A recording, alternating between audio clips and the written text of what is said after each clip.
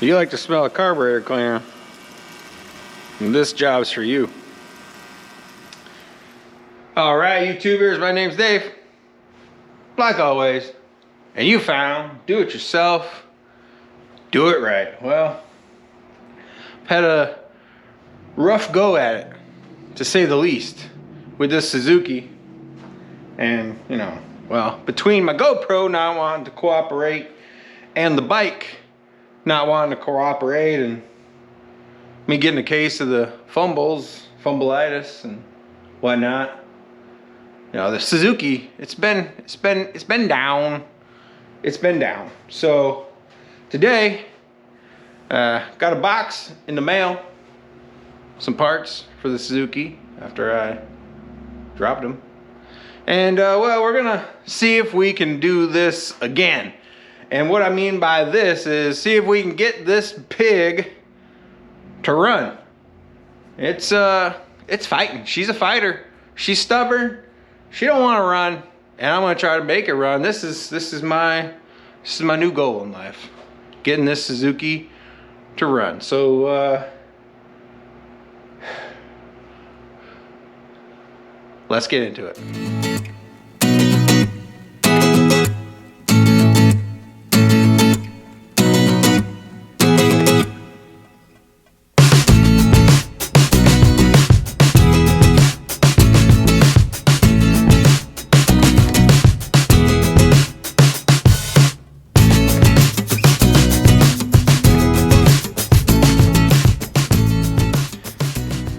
So I left the last video off feeling kind of down, and that's because I thought that the number 2 cylinder was all rusty.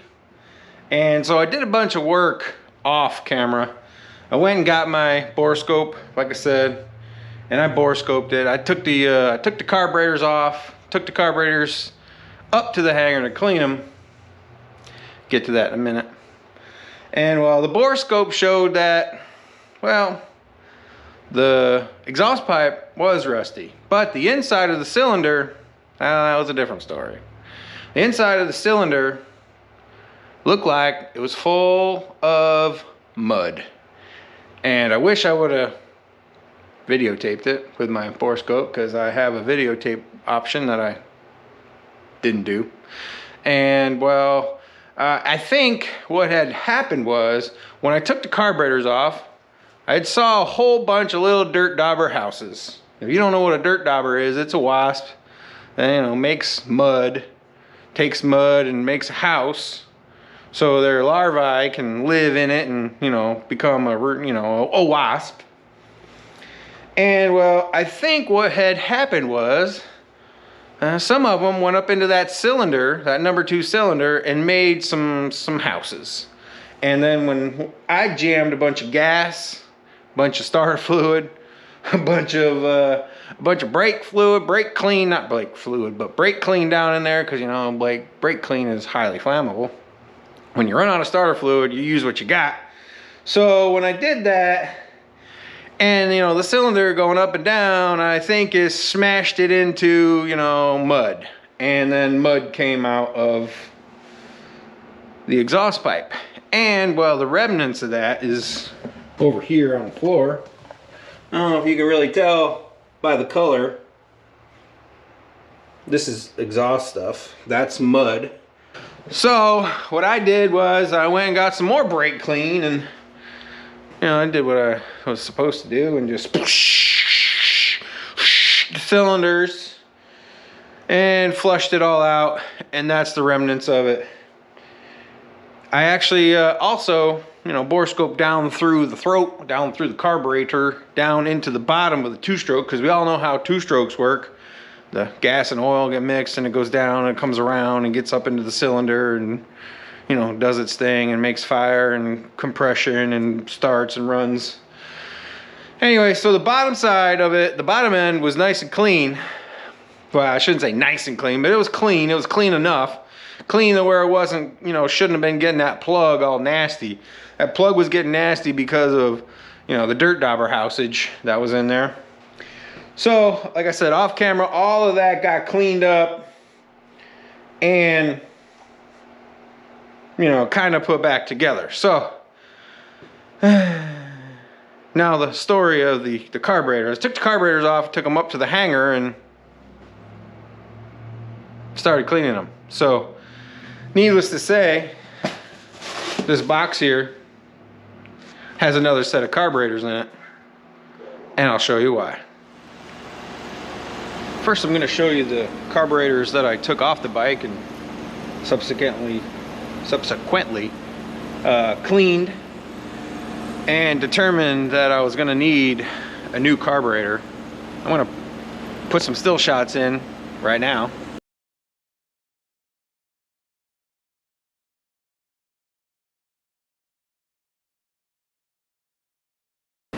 That was the right side carburetor, and as I found out when I was doing the Will It Run video, the right side is the side that was all messed up.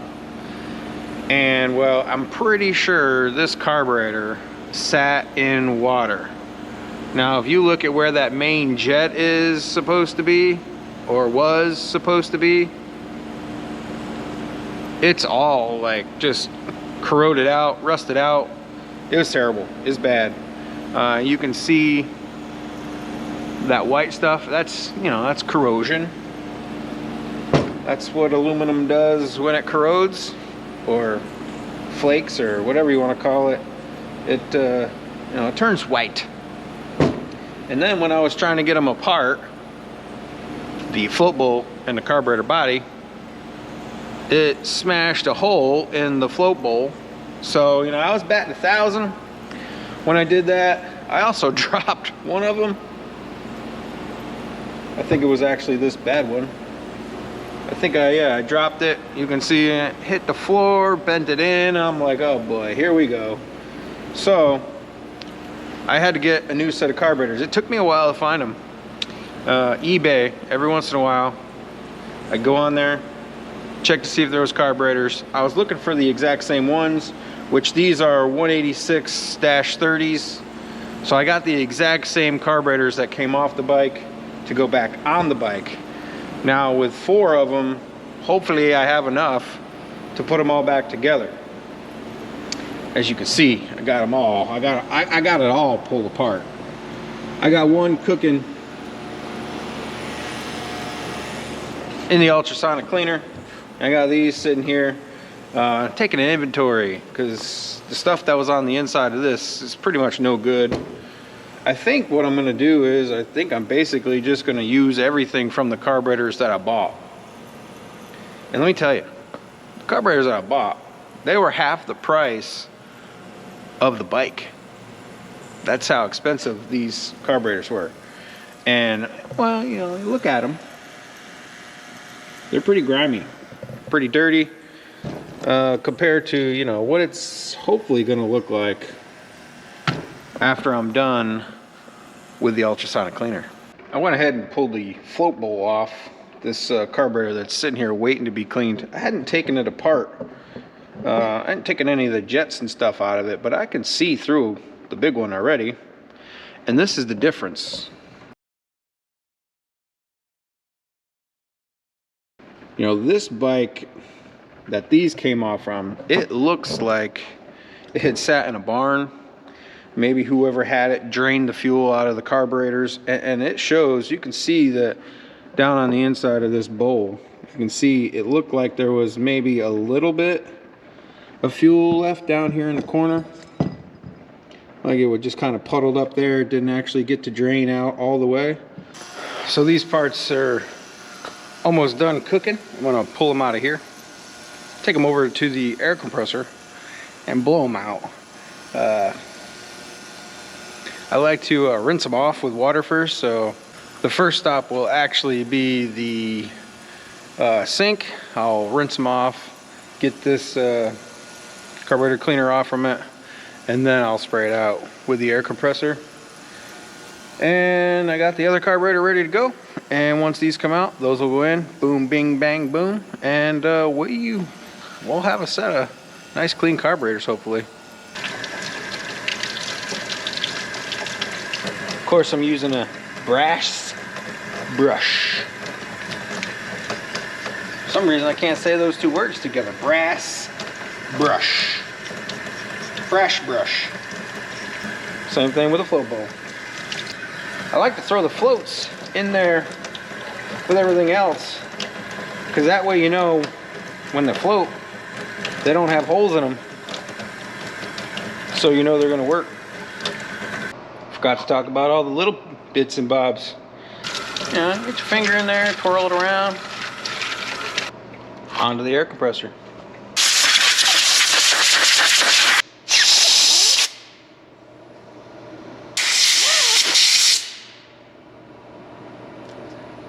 Ahoy, matey! Ahoy! It's also clean.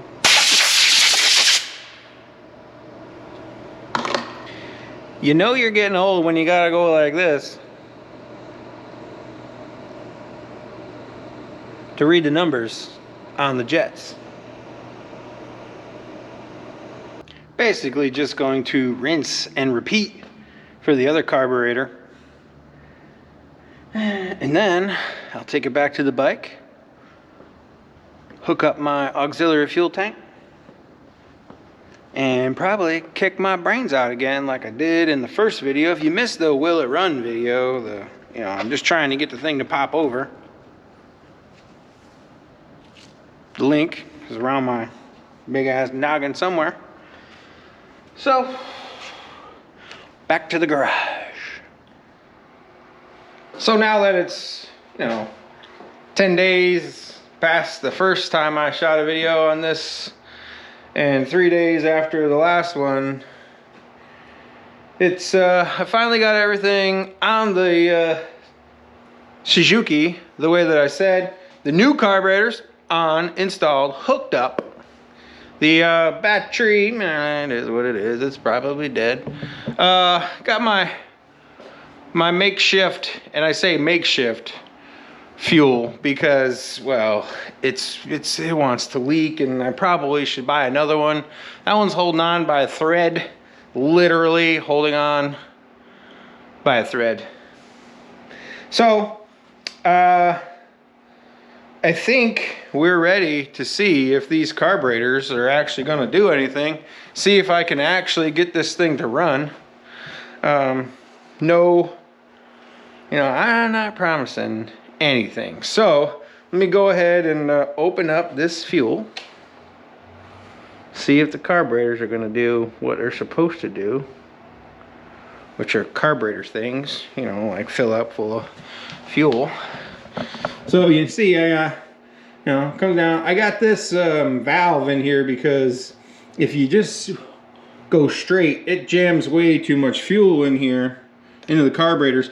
At least for the CB360s, it's just too much.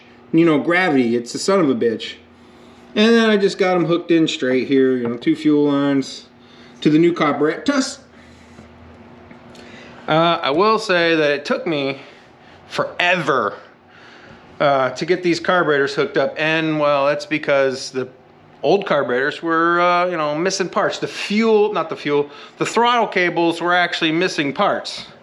I probably should, well, maybe I got the parts here. Let me see. Let's take a walk over here while that thing's maybe filling up full of fuel and leaking all over the place. All right, so here are the parts and the pieces that I had to use together. So these are supposed to have like this little metal standoff kind of thing that goes down in between here. It goes down in here, goes in between there. The throttle cable goes down in there. Throttle cable hooks up to the bottom here. See that other hole? There's 2 holes. One here for the throttle cable. That one's supposed to be for that little bar. What that little bar does is it's your throttle adjustment. It's your idle adjustment. You turn it, it'll let it, idle slower, or you turn it the other way, it'll idle faster. It's your idle adjustment. So, I see fuel. Where's the fuel coming from? Where's the fuel coming from? See the fuel in there? Oh, let's turn that off. Oh boy, we got lots of gas. See it down in there? You probably can't see it in there, but I can see it in there. It's nice and shiny, and I can smell it. There's a nice puddle. Let there be light. See it dripping off the bottom of that carburetor right there? Bloop, drip. Bloop, drip. Anyways, I didn't buy a rebuild kit. So, it's probably that seal. Those things were hard as a rock. But, well, at least I know there's fuel in it. Let's see if we can get this thing to kick off. I had to put my gloves on because it's pretty damn chilly in here. While I was working the other few days it was cold, I started up my pellet stove and you know it tried to kill me. It tried to asphyxiate me. My exhaust pipe is not too good. Alright, let's see if this thing has some battery power. Oh, blinker's still working. Oh, blinker's working, okay. That means she's still got power. Headlight is still got, oh, headlight still works. We'll turn that off. Alright, make sure we got the fuel's turned off because it's leaking, still leaking. Alright, let's go ahead and choke this sucker. Choke is down. Let's see what we got.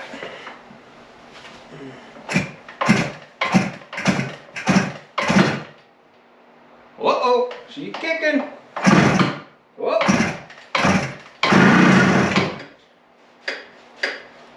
Here we go.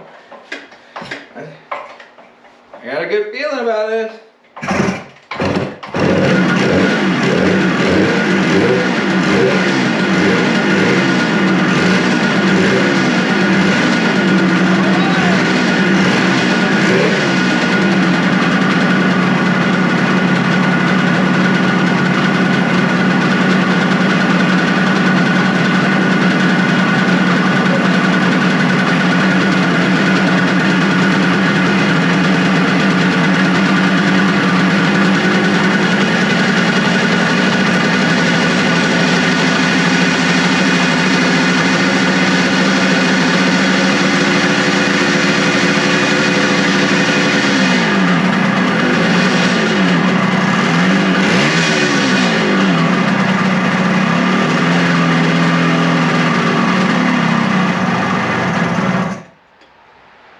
Are you kidding me? I mean, it's basically sitting here at island. I definitely think that the throttle adjustments are definitely too low. Or maybe it ran itself out of gas. No, I shouldn't have ran out of gas that fast. The throttle adjustments are probably too low. I'm gonna have to adjust that, but let's fire it up again. Or try. Choke. Whoop.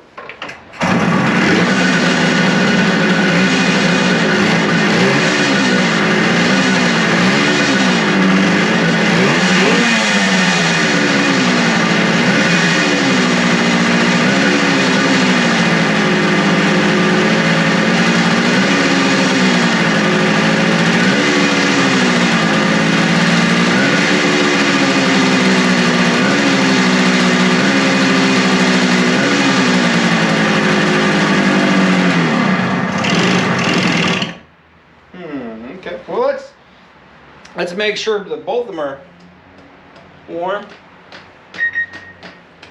All right, yeah, both of them are equally warm.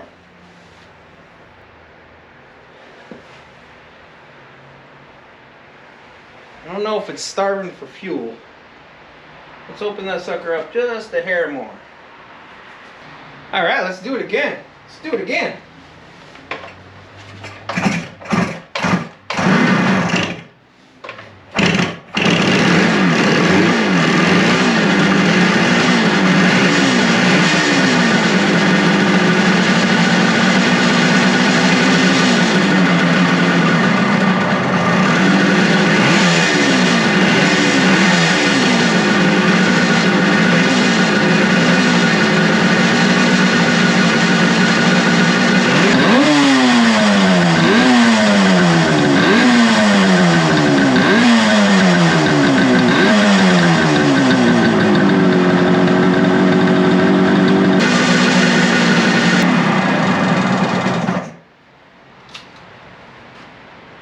We have success.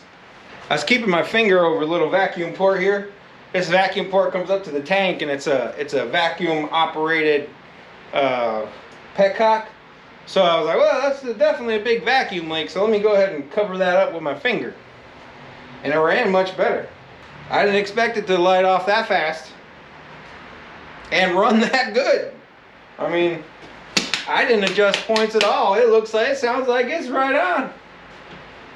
Let me go ahead and turn this fuel out before we catch on fire.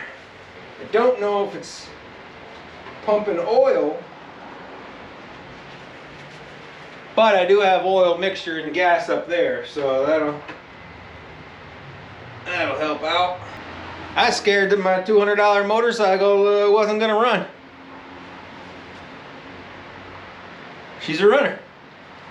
I don't really want to run it too much longer, only because the oil, you know, is probably as old as the bike. So I'm just I want to hear it go bing, bing, bing again, and then maybe I'll drop the oil. Maybe I'll check to make sure the clutch works. I don't know. Maybe I'll take her down the street. No, not taking her down the street. There's snow on the street. Guess she likes to be choked. Just to get you in here real quick to show you what I'm adjusting for the idle. And on the top of these carburetors, there are these little flat tips right here, these guys. What those do is you turn them, I just figured out, clockwise closes it, so it's gonna lower your idle. Counterclockwise raises it. It's gonna raise your idle, make it idle faster. So I just did both of them. I turned them up a little bit, see what that'll do, and then I'll adjust them on the fly now that I got a flat tip and I got the little plastic rubber things off, because those things are really hard to get off, and I know they're a booger. Flat tip in hand, just in case I went too far.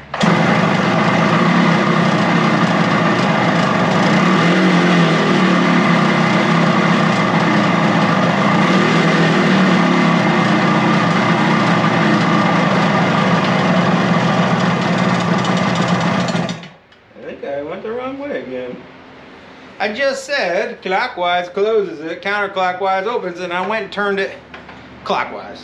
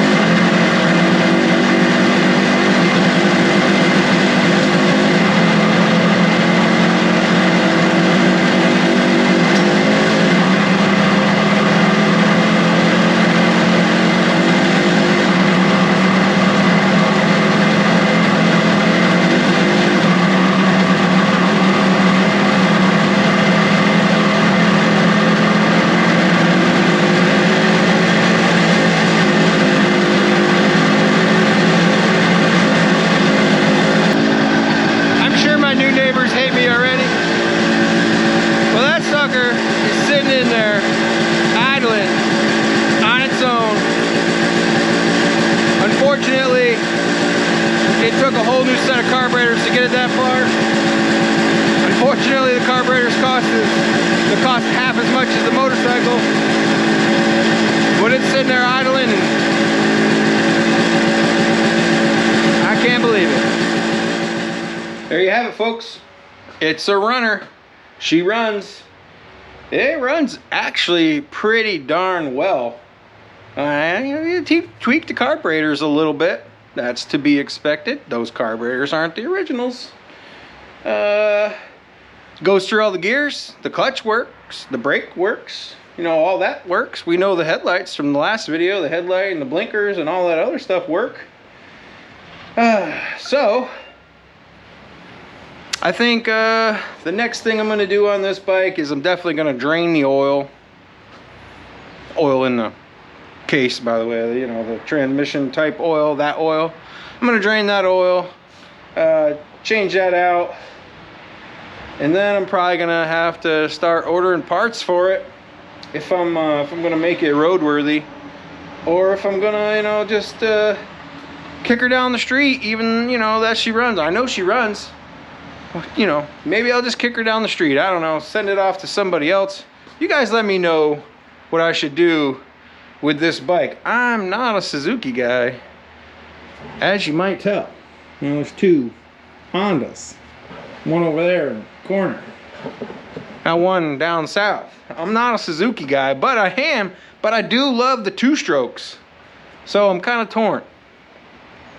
Do I keep on going with it, make it roadworthy, title it? Well, I don't have a title. I have to register it.